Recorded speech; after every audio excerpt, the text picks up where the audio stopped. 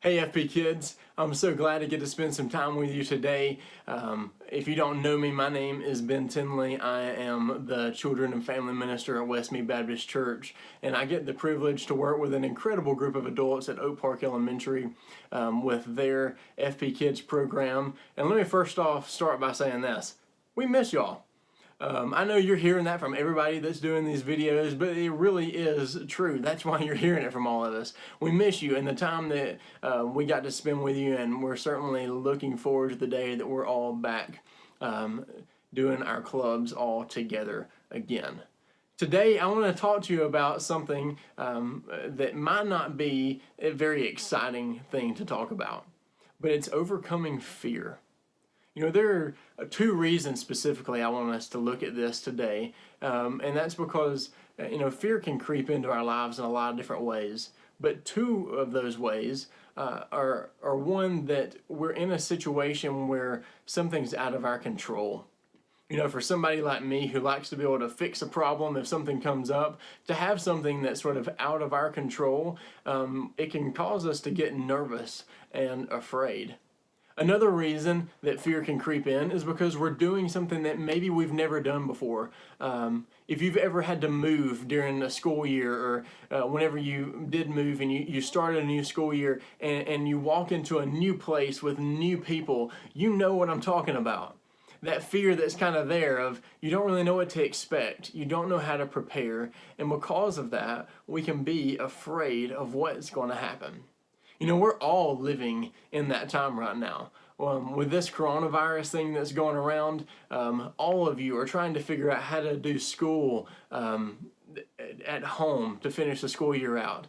You're all trying to work through all the different sports and the different things that you're not getting to do. And at the same time, you're trying to do everything you can to stay safe, but you're doing something maybe as a family that you've never done before. With school at home, with work at home, with all the different changes that have taken place. And at the same time, it's all because of something that's a virus that's sort of out of our control. You know, there's some things we can do to maybe help keep it from spreading. There's some things we can do to help protect ourselves from it. But we can't just say a magic word or say a magic phrase and all of a sudden this thing just disappear. And so we're dealing with something that's out of our control while we're all trying to learn how to do something new for the first time. And so that makes it hard for us because we don't know what to expect. We don't know how to prepare. And so if we're not careful, fear can creep into our lives right now. If you look around me, you can see that I'm not in your normal FP Kids environment. I'm not in a classroom or a gym or a library. In fact, if you look around me, you see that I am at my house, and the room I'm in is a nursery. That's because on March 31st, our second son was born. His name is Brooks, and he is doing great. But for the last 4 weeks, my wife Abby and I have had to learn something new. See, for the last 4 years, we have just had Cooper, who is 4 years old. And so it was both of us taking care of him and trying to make sure that he had everything that he needed. But now we're trying to learn how to parent a 4-year-old who is full of energy and wants to run around and play and go do all sorts of things. At the same time, we're trying to take care and provide for a 4-week-old. Now, I don't know if you know this, but 4-week-olds do not ride tricycles, and they do not want to jump on the trampoline, and they don't want to go to the playground. So both of our kids need us both the same amount, but they need us in totally different ways. And so that's something that my wife and Abby and I are trying to learn right now. How do we do that? It's something we've never done before.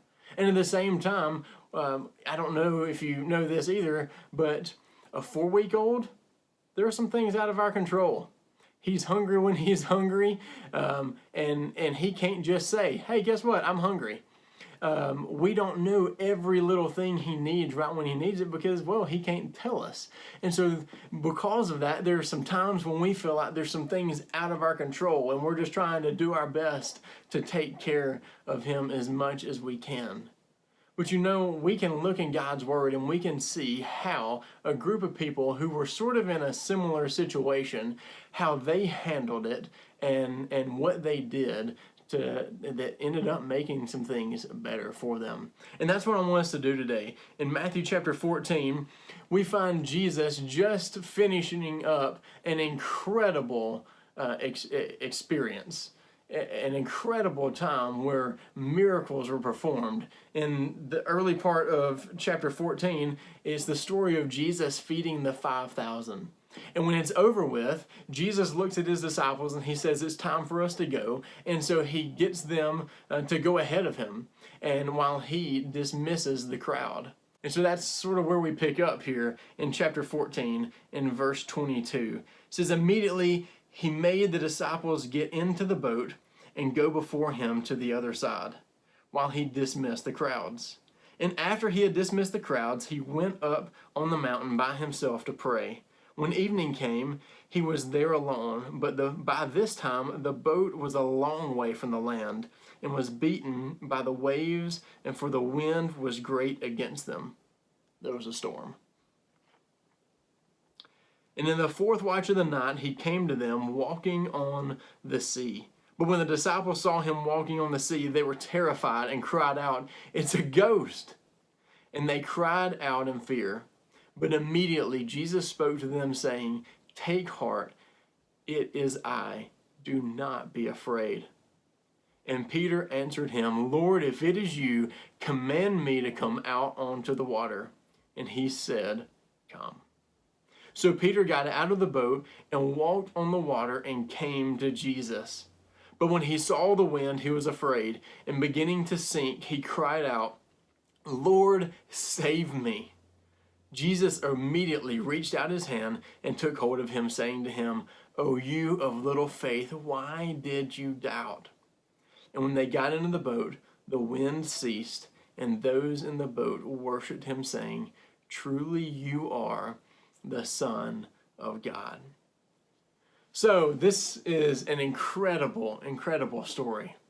We find the disciples and Jesus leaving this large crowd, and they've just watched Jesus perform this miracle. This incredible thing takes place where he feeds this group of people. And then Jesus looks at them and says, y'all go ahead of me. I'm going to dismiss the crowd, and I'm going to catch up to you in a little while. And so he does. It says that Jesus goes away and he goes and prays, and then he begins to go to the disciples. Well, the Bible says that the boat was far off at this point, and something had happened during that time. Something had happened during the night. A storm had arose on the sea. And so the disciples are in their boat. They don't know where Jesus is. They just know that he's going to catch up with them at some point. And they are getting tossed around by the wind and the waves. And you can just imagine the rain that's coming down and the lightning and thunder that comes with storms. They were in a situation where it was completely out of their control. There's nothing they could have done that could have made that storm stop. They were just trying to do their best to keep everyone in the boat and keep themselves safe in it while they were getting tossed around by the wind and the waves. But then on top of that, they look out, and already with fear amongst all of them, look out and they see something walking on the water towards them. I don't know about you, but if that was me, I would be scared too. But they look out onto the water and see something. It says that they all cried out, it's a ghost. I mean, I gotta say, I don't know what I would assume it would be if I looked up and saw something walking towards me. That's a pretty good guess, I guess. But they did. They all cried out, it's a ghost. And when that happened, it says that immediately Jesus says, guys, listen, don't be afraid. It's me. Peter, being Peter, responds to Jesus and says, Lord, if it's you, then tell me to get out of this boat and walk on the water and come to you. And that's exactly what Jesus did. Jesus said, Peter, get out of the boat. And so Peter goes climbing out of the boat. And I don't know about y'all, but anytime I've ever jumped on a trampoline or on a diving board, I have never jumped on a diving board and gone out into the water and just stopped when I got on the water. It doesn't happen that way. You don't jump off a diving board and land on top of the water and just walk over to the steps and get out and talk about how fun and how much of a good time it was. No, when you hit the water, what happens? Your toes get wet, then your feet get wet, then your legs get wet, then the rest of you gets wet. You go underwater because, you know what? That's what happens when you go into the water. You don't walk on top of it, but that's exactly what happens this time. Peter gets out of the boat, and something that he never would have expected to happen happens. He truly begins to walk on the water towards Jesus. But something happens. As you can imagine, I'm sure I would probably find myself in this situation too. Peter gets away from the boat where he's not holding on to it anymore, but he's also not in the arms of Jesus. And in that moment, he looks around, and instead of having his eyes fixed on Jesus, he's reminded of the storm that's going on around him. And he looks down, I can just imagine, and he says, I don't think people are supposed to be able to walk on water. And wow, that wind and those waves and that rain and the lightning, and look at it. And listen to the thunder. And you can imagine in that moment, Peter goes from being focused on Jesus to now being focused back in on all the things that are going on around him. The things that are out of his control in a situation that he never knew how to prepare for. In a time where he's doing something that's not normal by any stretch of the imagination. But one thing that's incredible is that it says that immediately Jesus reaches out and grabs hold of Peter and pulls him up and says, "Oh, you have little faith, why did you doubt me?" Boys and girls, Peter did two things in this story. The first thing is whenever he heard Jesus' voice, he cries back out to Jesus. It says, if it's really you, tell me to come out on to the water. He calls out to Jesus. And then after that, he listens. He gets out of the boat and he focuses on Jesus. Now, when he steps out of that boat, it's not that the storm has gone away. In fact, the storm's still going on around him. The only difference is now Peter is focused more on Jesus than he is the storm, the things that are going on around him. And so he begins to walk on the water towards Jesus. And he doesn't start to sink until that shifts, until he goes back to being focused more on all the things going on around him than he is on Jesus right there in front of him. Boys and girls, that's what I want to encourage you with today. That's how I want to challenge you today, is to call out to Jesus. Listen to his voice. Hear what he commands you to do. And then focus on him. That doesn't mean that the things that are going on around us are going to disappear or magically go away. But it does mean that we will be focused on the problem solver rather than the problem.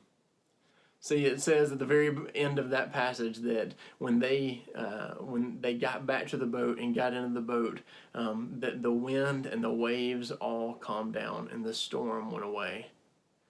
Boys and girls, Jesus has the power to overcome all the storms that are going on in our lives.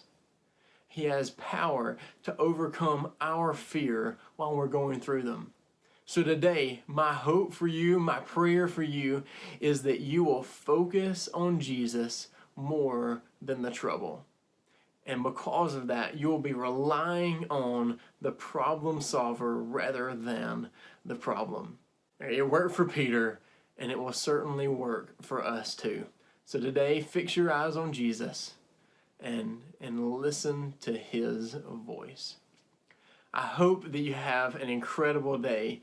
I hope that fear is something that you can always overcome by the power of Jesus within you. I hope you have a great day. I hope to see you soon.